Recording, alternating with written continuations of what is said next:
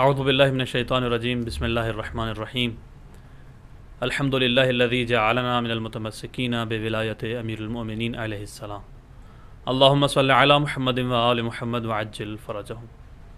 آپ تمام مومنین کو عید سعید غدیر عید اللہ الاکبر کی مناسبت سے ہدیہ تبریک و تہنیت پیش کرتے ہیں اور امیدوار ہیں کہ خداوند متعال ہمیں روز قیامت متمسکین ولایت ائمہ علیہم السلام میں شمار کرے اور پرچم امیر المومنین علیہ السلام کے سائے میں ہمیں جگہ نصیب کرے۔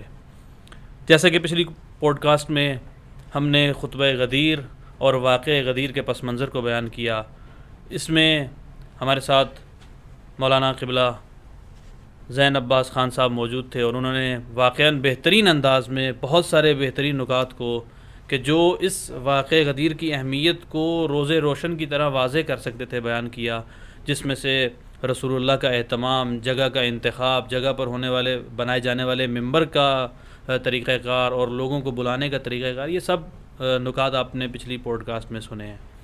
یہاں پر ایک بہت اہم سوال اٹھتا ہے اور وہ سوال دوسرے مکاتب کی طرف سے بھی ہم پر کیا جاتا ہے، اور وہ یہ ہے کہ ایک طرف ہم دیکھتے ہیں تاریخی پس منظر میں کہ رسول اللہ نے اتنی اہمیت کے ساتھ اور اتنے بڑے پیمانے پر اس کی تیاری کی، لیکن جب ہم اس کا رزلٹ دیکھتے ہیں بالخصوص مکتب خلفاء میں، تو اس اتنی بڑی تیاری کا اور اتنے بڑے اہتمام کا رزلٹ یہ نکلتا ہے کہ جو وہ مرکزی نقطہ، وہ مرکزی اعلان کہ جس کے لیے سب محنت کی گئی ہے کہ من کنت مولا فہذا علی مولا یا من کنت مولا فعلی مولا، اس میں جو لفظ مولا ہے، جب اس پر آ کر ہم بات کرتے ہیں کہ جس کی وجہ سے وہ ایک پریکٹیکل اور عملی رزلٹ نکلنا ہے امت کی ہدایت کا، امت کے صراط مستقیم پر چلتے رہنے کا، تو یہ معنی کیا جاتا ہے، یوں ترجمہ بیان کیا جاتا ہے کہ مولا کا معنی دوست ہے۔ یعنی پیغمبر کیا بتانا چاہ رہے ہیں؟ من کنت مولا فہذا علی مولا یا من کنت مولا فعلی مولا، جو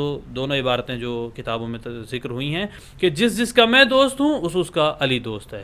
یعنی یہ سب اہتمام صرف اس لیے کیا گیا تھا تاکہ بتایا جائے کہ علی جو ہیں وہ بھی آج کے بعد امت کے دوست ہیں۔ واقعاً ایک لرزہ خیز سوال ہے یہ، اور انسان کو تعجب میں ڈال دیتا ہے کہ کیا یہ سب اتنا بڑا اہتمام اسی کے لیے کیا گیا تھا؟ اس نقطے پر اور مولا کے معنی کیا ہیں اس خطبہ غدیر میں، اس پر روشنی ڈالنے کے لیے ہم قبلہ کی طرف چلتے ہیں۔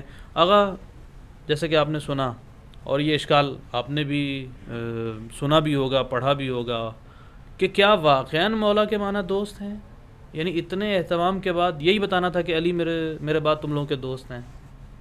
اعوذ باللہ من الشیطان الرجیم بسم اللہ الرحمن الرحیم الحمد لأہلہ والصلاة علی اہلہا اللہم صلی علی محمد وآل محمد وعجل فرجہم۔ سب سے پہلے آپ کی خدمت میں، ناظرین کی خدمت میں عید غدیر کی مناسبت سے ہدیہ تبریک پیش کرتا ہوں۔ جیسا کہ آپ نے بیان فرمایا، اس سے پہلی جو ہماری پوڈ کاسٹ تھی اس کے اندر تفصیل سے ایک منظر کشی پیش کرنے کی کوشش کی۔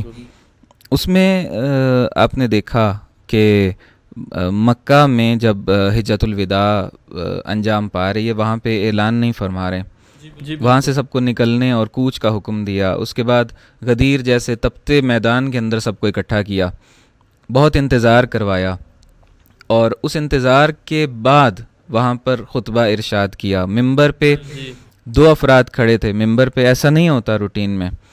اس کے بعد خطبے میں مولا علی علیہ السلام کی امامت کا اعلان کیا، ولایت کا اعلان کیا، من کنت مولاہ فہذا علی مولا، اور اس کے بعد 3 دن تک بیعت کا سلسلہ رہا۔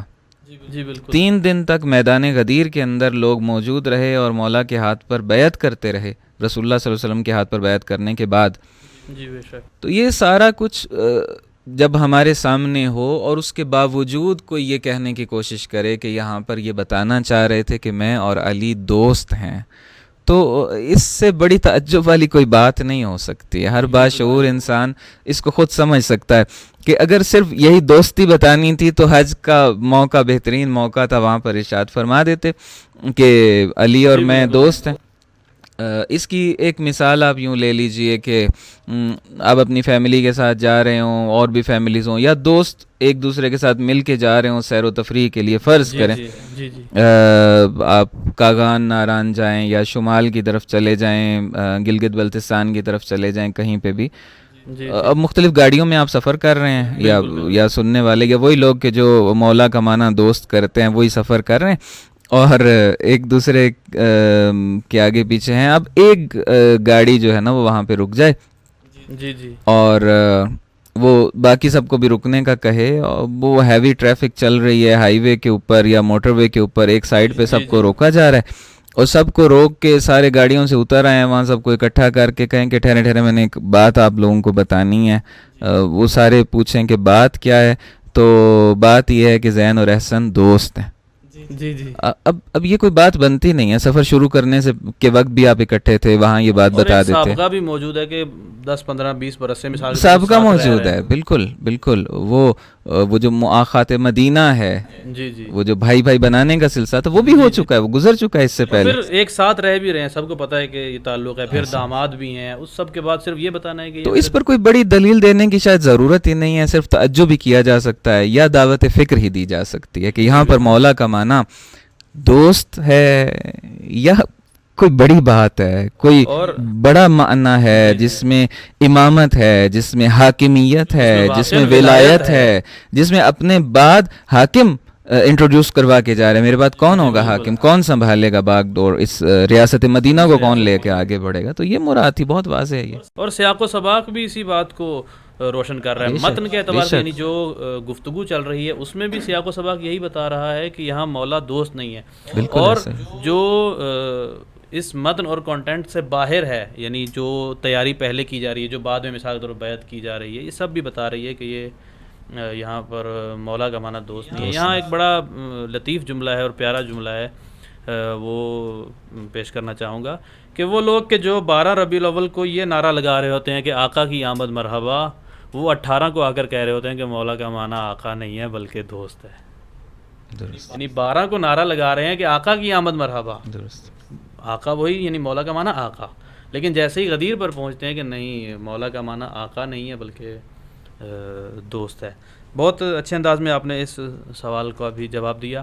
اس کے بعد اب ہم جیسا کہ پہلے بھی ناظرین کی خدمت میں بیان کیا تھا کہ ہم خطبے کی طرف بھی آئیں گے اور خطبے کے بھی کچھ نکات بیان کریں گے، اور ایک طرح سے کوشش کریں گے کہ پورا خطبہ تو ظاہر نہیں پڑھا جا سکتا. آقا نے پہلے بھی تذکرہ کیا ہے کہ خطبہ بہت طولانی ہے، لیکن یہاں پر ایک سوال اٹھتا ہے اور وہ یہ ہے کہ جیسا کہ پہلے بھی کہا گیا اور اشارہ کیا گیا اس بات کی طرف کہ خطبہ بہت طولانی ہے. جیسے کہ ہم نے بتایا کہ اس کے اندر اتنی دفعہ ائمہ کا نام لیا گیا ہے، امام زمانہ کا نام لیا گیا ہے، آیات الہی کی تفسیر کی گئی ہے. اتنے طولانی خطبے میں سے ہمارے پاس جو مشہور ہے وہ ایک ہی جملہ ہے، من کنت مولا فہذا علی مولا. یعنی گویا لگتا ہے کہ غدیر میں صرف رسول اللہ نے مولا کو، امیر المومنین کو بلایا اور کہا کہ من کنت مولا فہذا علی مولا. آپ سے سوال یہ ہے کہ آپ اب ہم خطبے کی طرف بڑھتے ہیں. بتائیے کہ خطبہ کیا تھا، کہاں سے آغاز کیا پیغمبر گرامی اسلام نے خطبے کا، اور پھر ہم اس کے بعد آہستہ آہستہ اس کے محتوا کی طرف آگے بڑھیں گے اسٹیپ بائی اسٹیپ. سب سے پہلے یہاں سے بتائیے کہ خطبے کا آغاز کیا تھا، خطبہ کیسا تھا. جی بالکل، یہ جیسا آپ فرما رہے ہیں ایسا ہی ہے کہ جو ایک عام رائج کانسیپٹ ہے، ناظرین میں سے بھی ممکن ہے بہت سے لوگوں کے ذہن میں یہ ہو کہ اعلان فرمایا مولا کا ہاتھ بلند کر کے من کنت مولا ہو فہذا علی مولا، تو بس اتنا تھا یا کچھ اور لفظیں بھی ہوں گی اس کے آگے پیچھے. نہیں، ایسا نہیں تھا. ایک طولانی خطبہ تھا.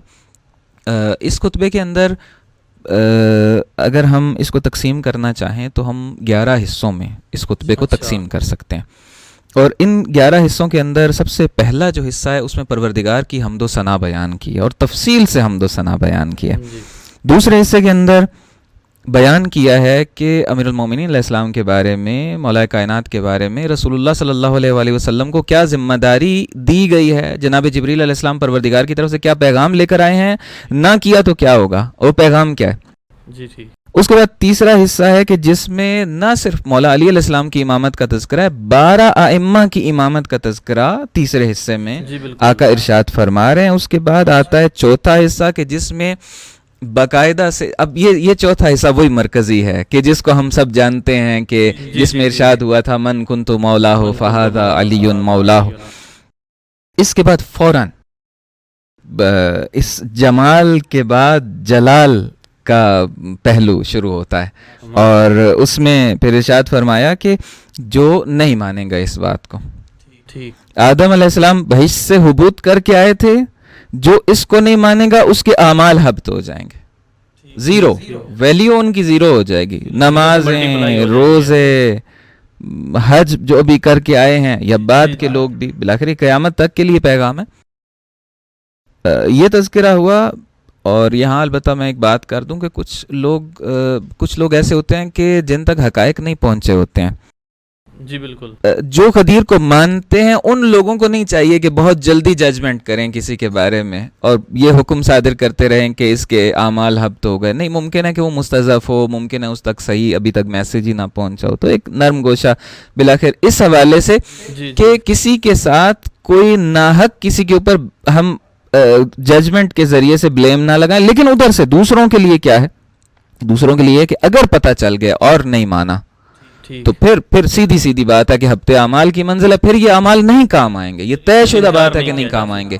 اور ایسے لوگ جو مولا کائنات کی ولایت و امامت کو جان بوجھ کے نہیں مانتے، جان بوجھ کے اس کا انکار کرتے ہیں، پھر ہمارے دل میں کوئی نرم گوشہ ان کے لیے نہیں ہو سکتا۔ ہاں، سوسائٹی میں ایک دوسرے کے ساتھ رہ رہے ہیں، وہ معاملات ہیں، وہ الگ چیز ہے۔ جی بالکل بالکل، یہاں پر ایک ذمہ داری ہماری بھی بنتی ہے اسی نقطے کے جو آپ نے بیان کیا، اور یہ بہت اہم نقطہ ہے اور اعتدال کے بہت قریب ہے، بلکہ عین اعتدال ہے کہ ہمیں دوسروں کے بارے میں سوچنے سے پہلے، فیصلہ کرنے سے پہلے دیکھنا چاہیے کہ آیا وہ واقعاً کہیں مستضعف تو نہیں ہے۔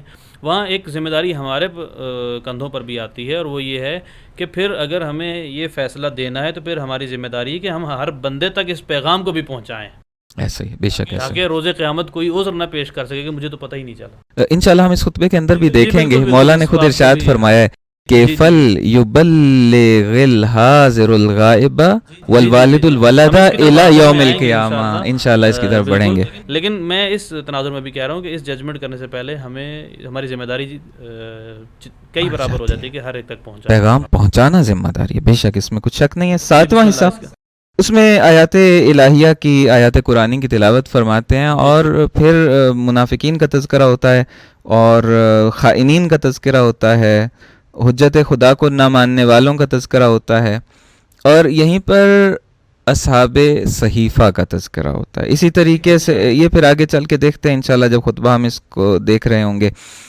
اس کے بعد جو اگلا حصہ ہے اس کے اندر اصحاب صراط مستقیم کا تذکرہ ہے کہ یہ امیر المومنین علیہ السلام کے شیعہ ہیں، اور بہشت کا تذکرہ ہے۔ اس کے بعد اگلے حصے میں ہمارے اس وقت کے امام، پروردگار کی آخری حجت حضرت امام زمانہ علیہ الصلوۃ والسلام کا تذکرہ کیا گیا ہے۔ اس کے بعد بیعت مانگی گئی ہے مولا علی علیہ السلام کے لیے، یہ اہم نقطہ ہے، وہاں پر باقاعدہ سے بیعت مانگی گئی ہے، نہ صرف زبانی، اس کے بعد عملی بیعت بھی ہوئی ہے، دو طرح سے بیعت وہاں پر لی گئی ہے۔ اور اس کے بعد فیوچر میں آقا تو تشریف لے کر کے جا رہے ہیں، پردہ فرما جائیں گے دنیا سے، تو حلال و حرام کون بیان کرے گا؟ امر بالمعروف کیا ہے اور کون کرے گا؟ نہی عن المنکر کیا ہے، کون کرے گا؟ یہ ذمہ داری، قرآن مجید کی آیات کی تفسیر کون کرے گا؟ ظاہر و باطن کو کون بتائے گا؟ محکم و متشابہ کا ڈفرنس کون بیان کرے گا؟ یہ ساری بات کی کہ میں جن کے سپورٹ کر رہا ہوں انہی کی ذمہ داری ہے، اور یہ سارے کا سارا حلال و حرام جو ہے وہ میں نے یہ ایک جملہ کہہ کہ تمہارا قیامت تک حل کر دیا کہ من کنت مولا فہذا علی مولا، اور ان کے بعد 11 ائمہ۔ جی بالکل، اگر اس بات کو مان لو گے تمہارے حلال حرام کے سارے مسائل حل یہ بتائیں گے کیا حلال ہے کیا حرام ہے، اور یہ سلسلہ تو قیامت تک چلے گا، لہٰذا یہ مسئلہ حل ہو گیا۔ اور اس کے بعد پھر عملی اور پریکٹیکل بیعت جو ہے وہ مردوں سے الگ طریقے سے لی گئی اور خواتین سے الگ طریقے سے لی گئی۔ پھر آپ نے جیسے ارشاد فرمایا کہ کہاں سے شروع ہو رہا ہے، تو ابھی تو یہ میں نے ایک سرسری ایک فہرست آپ کے سامنے یہاں پر خطبے کی گویا کہ بیان کر دی کہ اس طرح سے 10-11 حصے ہیں جن میں ہم اس خطبے کو کلی تقسیم بندی تھی تقسیم کر سکتے ہیں۔ ہم دیکھتے ہیں پہلا حصہ اس گرمی کی شدت کے اندر لوگ انتظار کر رہے ہیں کہ اناؤنس کیا ہونے والا ہے، جی جی اور انتظار یہ ہوتا ہے کہ ٹو دا پوائنٹ بات کی جائے، جو مقصد ہے اس پہ آیا جائے. آقا صلی اللہ علیہ وآلہ وسلم نے ہمیں ایک طریقہ سکھایا، ایک سنت اور سیرت چھوڑ کر گئے ہمارے لیے. جی بالکل. آغاز کیا حمد و ثناء پروردگار سے، اللہ اکبر. بیان کرنا تھا نمائندہ پروردگار کو، آغاز کر رہے ہیں خود پروردگار کے ذکر سے.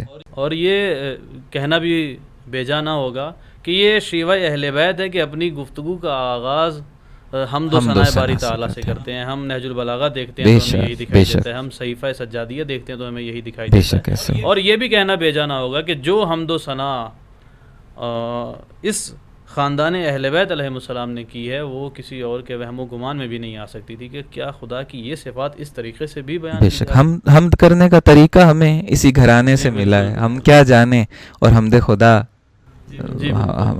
ماں کو جا اور ہم کو جا اور وہ حمد کو جا. جی بالکل بالکل. اس کے بعد جی پہلا نقطہ ہو یہ گیا حمد و ثنا اور تفصیل سے آقا نے حمد کی ہے. اچھا میں ایک نقطہ یہاں پر ناظرین کے لیے عرض کر دوں کہ کسی بھی خطبے کے آغاز میں خطبہ ارشاد کرنے والی ہستی بھی معصوم ہستی ہوں، جی بے شک، خطبے کے آغاز میں حمد و ثنا بیان کر رہے ہوں تو آگے جو متن ہے خطبے کا، آگے جس کی طرف بات کو بڑھانا ہے اور جو میسج دینا ہے اس خطبے کے اندر، اس کا اور حمد و ثنا کا ایک تعلق ہوتا ہے کہ انشاءاللہ جب بھی مطالعہ کریں گے مومنین، سامعین، ناظرین اس خطبے کا، اور ضرور مطالعہ کیجئے اور بار بار پڑھیے، ترجمے کے ساتھ پڑھیے اس خطبے کو، تو ارتباط دیکھنے کی کوشش کیجئے گا کہ حمد و ثنا کے اندر کون سے کلمات لا رہے ہیں، بعد کے حصوں سے اس کا کس طریقے سے ربط بنتا ہے. جی بالکل. اور پھر اس کے بعد آقا نے اس طرف بات کو بڑھایا کہ میرے لیے کیا میسج آیا ہے پروردگار کی طرف سے، جناب جبریل علیہ السلام کون سا پیغام لے کر آئے ہیں، اور اگر میں نے نہ پہنچایا تو کیا ہوگا، اور یہ سلسلہ پھر آگے شروع ہوتا ہے. جی بڑے احسن انداز میں آپ نے پہلا حصہ بتایا، بیان کیا کہ جو رسول اللہ صلی اللہ علیہ وآلہ وسلم نے جہاں سے خطبے کا آغاز کیا. جیسا کہ آپ ناظرین بھی جانتے ہیں وقت کی قلت ہے، ہم پورا خطبہ اور وہ پورے اس کے جو فراز ہیں، پیراگرافس ہیں وہ نہیں پڑھ سکتے، صرف خلاصہ بیان کر رہے ہیں. اس پہلے حصے میں کہ جس میں حمد و ثناء باری تعالیٰ بیان کی گئی ہے، اور جیسا کہ آغا نے بھی بتایا ہے کہ اس کے بعد پھر رسول خدا صلی اللہ علیہ وآلہ وسلم اصل مسئلہ اور اصل مدعا کی طرف بڑھ گئے ہیں. تو وہ جو دوسری چیز ہمیں یہاں پر اس خطبے میں ملتی ہے وہ اہم نقطہ ہے، وہ ایک اہم اعلان ہے کہ جو گویا اس آیت تبلیغ کا، کہ جس کا ہم نے پچھلی پوڈ کاسٹ میں بھی تذکرہ کیا اور یہاں پر بھی تھوڑا نسبتاً مفصل تذکرہ کریں گے، اس کا ایک تذکرہ ہے اور اس کے ذیل میں ایک اہم اعلان ہے. دیکھتے ہیں کہ اس خطبے کے دوسرے حصے میں ہمیں وہ کیا اہم نقطہ ہے، کیا پوائنٹ ہے کہ جو رسول گرامی اسلام صلی اللہ علیہ وآلہ وسلم نے جس کو اس حصے میں بیان کیا ہے. جی آغا دوسرا حصہ بتائیے کہ وہ اہم اعلان کیا تھا، کیا اس کے پیغمبر نے کس طریقے سے اس کو بیان کیا ہے. آقا صلی اللہ علیہ وآلہ وسلم نے جیسے ہی پروردگار کی حمد و ثنا کو مکمل کیا، اس کے بعد اس پیغام کا تذکرہ کیا کہ جو میری طرف آیا ہے اور وہ میسج میں نے پڑھ کے سنانا ہے، اور وہ ہے بھی علی ابن ابی طالب علیہ السلام کے بارے میں، اور اگر میں نے ایسا نہ کیا تو اس کے لیے پھر پروردگار نے جو سخت تھوڑے الفاظ استعمال کیے ہیں اس کا تذکرہ کیا، اور پھر فرمایا کہ فَأَوْحَى إِلَيَّ. میں کچھ لفظوں کو چھوڑ کے آگے بڑھ رہا ہوں. جی فَأَوْحَى إِلَيَّ میری طرف وحی نازل کی کہ بسم اللہ الرحمن الرحیم، یا ایھا الرسول بلغ ما انزل الیک من ربک، کہ اے رسول صلی اللہ علیہ وآلہ وسلم ابلاغ کر دیجئے، پہنچا دیجئے، تبلیغ کر دیجئے. اب یہاں سے لفظ تبلیغ ہی آ گیا ہے، بلغ تبلیغ سے ہے، بالکل بلاغ بھی اسی سے ہے. تو جو لوگ بھی اب جو سن رہے ہیں اور ان کا کام تبلیغ سے متعلق ہے اور دین کی تبلیغ کیا کرتے ہیں، یا تبلیغی جماعت ہے، مطلب ایک نام بھی یہی ہے لفظ تبلیغ. قرآن مجید نے جہاں جہاں تبلیغ کا مادہ اور روٹ ورڈ استعمال کی ہے، ایک اہم ترین جگہ یہ ہے، اور حکم دیا جا رہا ہے کہ بلغ، اور لہجہ بھی اس باقی جگہوں سے قدر متفاوت، بلغ ما انزل الیک من ربک، کہ اس کا ابلاغ کر دیجئے، تبلیغ کر دیجئے کہ جو پروردگار کی طرف سے آپ پر نازل ہوا ہے. اب آیت کے اندر آقا صلی اللہ علیہ وآلہ وسلم نے یہیں پر اپنے الفاظ کو شامل کیا ہے. یہ آیت نہیں ہے، یہ آقا کے الفاظ ہیں. فی علی، یعنی بلغ ما انزل الیک من ربک، وہ کیا پیغام ہے کہ جس کے ابلاغ کا تذکرہ ہے. فی علی یعنی فی الخلافت لعلی ابن ابی طالب علیہ الصلوۃ والسلام. وہ جو امر آیا ہے جس کی تبلیغ کرنی ہے وہ خلافت امیر المومنین. ایک ہمارے ہاں جو حوزوی لوگ ہیں جو دینی کتب پڑھتے ہیں مدارس کے اندر، وہ جانتے ہیں ایک شرح ہوتی ہے، شرح مزجی جس کو کہتے ہیں، جی جی جی، کہ جس میں اصل متن کے ساتھ شرح بھی ہوتی ہے. تو اس طریقے سے آقا صلی اللہ علیہ وسلم نے آیت بیان کرتے ہوئے اس کی تطبیق اور تفسیر بھی یہاں پہ بیان کر دی. یہ شیعہ سنی کتابوں رائج طریقہ احادیث ہیں اس میں ہمیں، اور پھر دوبارہ آیت کی طرف تشریف لے کر کے آتے ہیں اور پلٹتے ہیں کہ وَإِن لَّمْ تَفْعَلْ فَمَا بَلَّغْتَ رِسَالَتَهُ، اگر آپ نے یہ کام نہ کیا، یعنی اس خلافت علی ابن ابی طالب علیہ السلام کا اعلان نہ کیا، تو آپ نے کار رسالت انجام نہیں دیا. وَاللَّهُ يَعْصِمُكَ مِنَ النَّاسِ، آپ اعلان کر دیجئے، لوگ جانے ہم جانے، ہم اس کو سنبھال لیں گے معاملات کو. اچھا، یہاں پر ایک دلچسپ بات ہے. آقا نے خطبے میں، اب 1,24,000 سے زیادہ لوگ خطبہ سن رہے ہیں، بیچ میں مختلف جگہوں پہ لوگ بھی کھڑے کیے گئے ہیں کہ جہاں تک آقا کی آواز جا رہی ہے وہاں لوگ کھڑے ہوئے ہیں، وہ اس کو دہراتے تھے، آگے والے لوگوں تک پہنچتا تھا. تو اب دیکھیے سارے لوگ سن رہے ہیں، 1,24,000. وہاں پر آقا نے ارشاد فرمایا کہ 3 مرتبہ جناب جبریل آئے ہیں اور 3 مرتبہ مجھے حکم دیا ہے، پروردگار کا حکم اور پیغام پہنچایا ہے کہ یہ پیغام پہنچا دیجئے لوگوں تک، لیکن میں نہیں پہنچا رہا تھا. پیغام کیا تھا؟ یہ پیغام تھا، میں ان لفظوں کو پڑھ دیتا ہوں. ان جبرائیل حبت الیہ مرارا ثلاثا، 3 مرتبہ جبریل علیہ السلام تشریف لائے ہیں. یامرنی عن السلام ربی، پروردگار کی طرف سے جو یامرنی عن السلام ربی وہو السلام، پروردگار خود سلام ہے. ان اقوم فی هذه المشهد، کہ میں یہاں کھڑا ہو جاؤں، مطلب اس منبر قدیر پر کھڑا ہو جاؤں. بالکل بالکل. فَأُعْلِمَ كُلَّ أَبْيَض وَأَسْوَدْ، ہر گورے کو ہر کالے کو میں یہ اعلان کر کے سناؤں کہ ان علی ابن ابی طالب اخی، کہ علی ابن ابی طالب علیہ الصلوۃ والسلام میرے بھائی ہیں. وَوَسِيِّي میرے وصی ہیں. وَخَلِيفَتِي عَلَى أُمَّتِي، اس امت میں میرے جانشین ہیں، یعنی میں چلا جاؤں گا تو اس کو کون لے کے آگے بڑھے گا؟ علی علیہ الصلوۃ والسلام لے کے آگے بڑھیں گے، میرے خلیفہ ہیں. وَالْإِمَامُ مِن بَعْدِي، امامت اور لیڈرشپ اور حاکمیت ان کی ہے میرے بعد. الذی محلہ منی محل ہارون من موسیٰ، ان کا اور میرا جو آپس میں تعلق ہے، جو ریلیشن ہے، وہ موسیٰ و ہارون علیہ الصلوۃ والسلام کے تعلق جیسا ہے، مگر ایک فرق کے ساتھ، الا انہ لا نبی بعدی، میرے بعد کوئی نبی آنے والا نہیں ہے. وہو ولیکم بعد اللہ ورسولہ، پہلا ولی اللہ ہے، دوسرا ولی میں خود ہوں جو رسول اللہ ہوں، میرے بعد علی علیہ الصلوۃ والسلام تمہارے ولی ہیں. اور پھر مولا کی فضیلتیں وہاں پر پڑھیں، اس آیت کو پڑھا، انما ولیکم اللہ ورسولہ والذین آمنوا الذین یقیمون الصلاۃ، یہ پوری آیت پڑھ کے پھر فرمایا علی ابن ابی طالب وہ ہیں کہ جنہوں نے یہ نماز قائم کی تھی، کہ جس کے بارے میں یہ آیت آئی ہے. علی علیہ السلام ہیں کہ جنہوں نے نماز کے عالم میں زکوٰۃ دی تھی. وہو الراکعون، اور علی علیہ الصلوۃ والسلام ہیں کہ یرید اللہ عز وجل فی کل حال، ہر حالت میں، قیام و قعود و رکوع و سجود و نوم و بیداری، ہر حالت میں ایک ہی نقطہ علی علیہ السلام کے مد نظر ہے، اور وہ ہے رضا پروردگار کا حصول. اور پھر ایسا ہی شخص اس بات کا بھی مستحق ٹھہرتا ہے کہ وہ مرضات الہیہ کا خریدار بن جائے. سبحان اللہ، سبحان اللہ، جس کی اپنی زندگی کا ہر پہلو رضا الہی میں گزرا ہو. یہاں پر آپ نے ایک نقطہ بیان کیا، اور وہ یہ ہے کہ پیغمبر گرامی اسلام پر جناب جبرائیل 3 مرتبہ نازل ہوئے، اور پیغمبر گویا ایک طرح سے یہ کہا جا سکتا ہے کہ ہچکچا رہے تھے کہ میں یعنی کس طریقے سے بیان کروں. ممکن ہے یہاں سوال سامعین کے اور ناظرین کے ذہنوں میں پیدا ہو، اور وہ یہ ہے کہ کیسے ہو سکتا ہے کہ رسول اللہ 3 مرتبہ جناب جبرائیل پیغام لے کر آئے، رسول اللہ تبلیغ نہ کرنا چاہ رہے ہیں. اس سوال کا جواب اگر مختصر انداز میں سامعین کے گوش گزار کیا جا سکے تو شکریہ. اس کا خوبصورت بات یہ ہے کہ جواب آقا علیہ الصلوۃ والسلام نے خود اسی خطبے میں ارشاد فرمایا ہے. جی بالکل. ارشاد فرماتے ہیں کہ جبرائیل علیہ السلام جب آئے 3 مرتبہ آئے تو میں نے سألت جبرائیل سے کہا کہ اللہ تعالیٰ سے ان یستعفی علی السلام، اس سلام سے یعنی پروردگار سے میرے لیے رخصت لے کے آئیں، میں مستعفی ہو جاؤں اس سے کہ میں نہ کروں یہ کام، میں نہ پہنچاؤں یہ پیغام. وجہ کیا تھی؟ اب عجیب بات ہے یہاں پر، اب وہ جملہ ارشاد فرماتے ہیں لعلمی، کیونکہ میں جانتا ہوں بقلت المتقین و کثرت المنافقین. اللہ اکبر. اور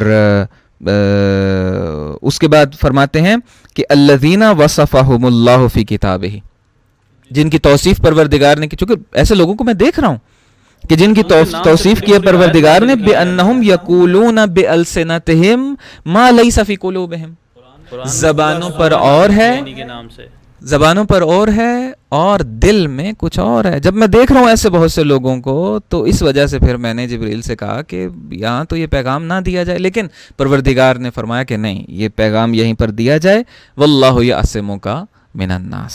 اور خود یہ آیت کا یہ ٹکڑا بھی اس بات کی طرف اشارہ ہو سکتا ہے کہ واللہ یعصمک من الناس، کہ گویا وہاں پر کوئی مشکل تھی کہ جس کے لیے اللہ نے یہ ٹکڑا نازل کر کے گویا قلب پیغمبر کو ایک اطمینان دلایا کہ اے میرے حبیب آپ پریشان مت ہوں، واللہ یعصمک من الناس. اب ظاہر ناس کون تھے؟ وہی لوگ جو رسول اللہ کے سامنے تھے کہ ان سے اللہ آپ کو محفوظ رکھے گا. اس کے بعد آج کی اس پوڈ کاسٹ کا آخری حصہ جو اس کم وقت میں بیان کیا جا سکتا ہے، اور وہ یہ ہے کہ 2 حصے ہم نے بیان کر دیے، حمد و ثناء باری تعالیٰ، تبلیغ آئے تبلیغ اور اس کے ذیل میں امر ولایت کا ابلاغ اور اس میں جو بھی درپیش مشکلات تھیں. اس کے بعد تیسرا نقطہ جو اس خطبے میں ہمیں نظر آتا ہے وہ ہے ائمہ 12 یعنی 12 اماموں کا اور ان کی امامت اور ولایت کا تذکرہ ہے کہ جو رسول اللہ نے اس خطبے میں بیان کیا ہے. اس کی طرف بھی مختصر وقت میں روشنی ڈالیے اور اس خطبے کی کے اندر کیا وہ معنی اور مطالب بیان کیے گئے ہیں ائمہ 12 کے حوالے سے. جی وہ جیسے بار بار ہم تذکرہ کر بھی رہے ہیں کہ ہمارے ہاں جو معمولاً کانسیپٹ ہے وہ یہ ہے کہ مولا کائنات کا ذکر ہے اور تذکرہ ہے من کنت مولاہ فہذا علی مولا کی صورت میں، تو کیا باقی ائمہ کا تذکرہ ہے یا نہیں ہے؟ تو صراحت کے ساتھ تذکرہ موجود ہے. میں بعنوان مثال یہاں سے کوئی حصے دیکھ لیتا ہوں، پڑھ لیتا ہوں یہاں سے آپ کے لیے، تاکہ سامعین بھی خود ان لفظوں کو سن لیں کہ کس طریقے سے حضور صلی اللہ علیہ وآلہ وسلم نے ائمہ اطہار علیہ السلام کا ذکر کیا ہے. فرماتے ہیں معاشر الناس، اے لوگو، انہ آخر مقام اقومہ فی ھذا المشہد، یہ میرا آخری خطبہ ہے تمہارے درمیان. فاسمعوا، سنو، واطیعوا، اطاعت کرو، وانقادوا لامر اللہ ربکم فإن اللہ عز وجل ہوا مولاکم، خدا تمہارا مولا ہے. اس کے بعد فرماتے ہیں ثم من دونہ رسولہ ونبیہ المخاطب لکم. اس کے بعد میں جو تم سے بات کر رہا ہوں، میں اپنی بات کر رہا ہوں، میں وہ نبی جو تم سے بات کر رہا ہوں، اس لہجہ دیکھیے آپ لوگوں کے ساتھ، میں نبی جو تم سے اس وقت بات کر رہا ہوں، میں تمہارا مولا ہوں. ثم من بعدی علی ولیکم، میرے بعد علی تمہارے ولی ہیں. وامامکم بامر اللہ ربکم، اللہ کے حکم سے علی تمہارے اوپر امام ہے. یہ نہ سمجھ لینا کہ میں نے اپنی طرف سے یہ اعلان کیا ہے. بامر اللہ ربکم کا لفظ استعمال کر رہے ہیں. یہ الگ بات ہے کہ خطبے میں کسی نے شاید نہ سنا ہو اور بعد میں پوچھا ہو رسول اللہ صلی اللہ علیہ وسلم سے آ کے کہ یہ آپ نے اپنی طرف سے اعلان کیا یا خدا کی طرف سے اعلان کیا. یہ بڑا اہم نقطہ. اس کا مطلب ہے کہ اس شخص کا حتماً ذہن جو تھا وہ اس دوران خطبہ غافل تھا، ورنہ اس نہیں سنا ہوگا. ثم الامامۃ فی ذریتی من ولدہ الی یوم تلقون اللہ ورسولہ. اس کے بعد میری ذریت جو ان کی اولاد میں سے ہوگی، اس کے بارے آگے بھی لفظیں آئیں گی، ہم دیکھیں گے، صراحت سے اس کو ذکر کیا ہے. میری ذریت جو ان کی اولاد سے ہوگی، امامت ان کے پاس منتقل ہو جائے گی، اور پھر کوئی حلال کوئی حرام وہ نہیں ہے کہ سوائے اس کے کہ جو اللہ نے اور رسول اللہ صلی اللہ علیہ وسلم نے بیان کیا، وہ ساری حلال و حرام کی باتیں. اس کے بعد ایک بڑا خوبصورت فضیلت کا ایک نقطہ آقا نے ارشاد فرمایا. اچھا فضائل ناظرین سن رہے ہیں، بہت زیادہ بیان کیے ہیں رسول اللہ صلی اللہ علیہ وآلہ وسلم نے اس خطبے کے اندر. ان میں سے ایک فضیلت یہ ہے فضلوہ، علی کو با فضیلت جانو تم لوگ، کہ ما من علم الا وقد احصاہ اللہ فیہ، کوئی علم ایسا نہیں ہے کہ جس کو اللہ تعالیٰ نے مجھ رسول کے اندر اکٹھا نہ کیا اور قرار نہ دیا. وَكُلُّ عِلْمٍ عُلِّمْتُ فَقَدْ أَحْصَيْتُهُ فِي امام المتقین، جو بھی علم میرے اندر احصا کیا گیا تھا، مجھے سونپا گیا تھا، مجھے عطا کیا گیا تھا، وہ سارے کا سارا میں نے امام متقین کو دے دیا، عطا کر دیا. وَمَا مِنْ عِلْمٍ إِلَّا وَقَدْ عَلَّمْتُهُ عَلِيًّا، کوئی علم ایسا نہیں ہے کہ جو میں نے علی تک نہ پہنچا دیا ہو، علی کو نہ دے دیا ہو. وَهُوَ الْإِمَامُ الْمُبِينُ، اللہ یہی علی ہیں جو امام مبین ہیں. اب سنیے گا قرآن مجید کی ایک آیت یہاں پر آقا لے کر آ رہے ہیں. تفسیر ہونی چاہیے قرآن مجید کی اس طریقے سے جو آقا نے ارشاد فرمائی ہے تفسیر قرآن. کتابیں تو ہزاروں لکھی گئی ہیں تفسیر قرآن کی، یہ دیکھیے تفسیر قرآن کس طرح سے ارشاد فرمائے وَهُوَ الْإِمَامُ الْمُبِينُ، علی ہیں جو امام مبین ہیں. الَّذِي ذَكَرَهُ اللَّهُ فِي سُورَةِ یاسین، جن کا پروردگار نے سورہ یاسین میں ان الفاظ سے تذکرہ کیا ہے وَكُلَّ شَيْءٍ أَحْصَيْنَاهُ فِي إِمَامٍ مُبِينٍ. بے شک بے شک بے شک کہ علی ہی وہ امام مبین ہیں کہ جس میں تمام علوم کو احصا کر دیا گیا ہے، جمع کر دیا گیا ہے، اور آپ ہی امیر المومنین ہیں. جیسا کہ ہمارا وقت ختم ہو چکا ہے، انشاءاللہ اس پوڈ کاسٹ کے اگلے حصے میں ہم اس خطبہ غدیر کے باقی پیراگرافز کو، باقی فرازوں کو بیان کرنے کی کوشش کریں گے. آج کے لیے اس خطبہ غدیر کا یہیں تک کا حصہ اجازت دیجیے ہمیں. والسلام علیکم ورحمۃ اللہ وبرکاتہ.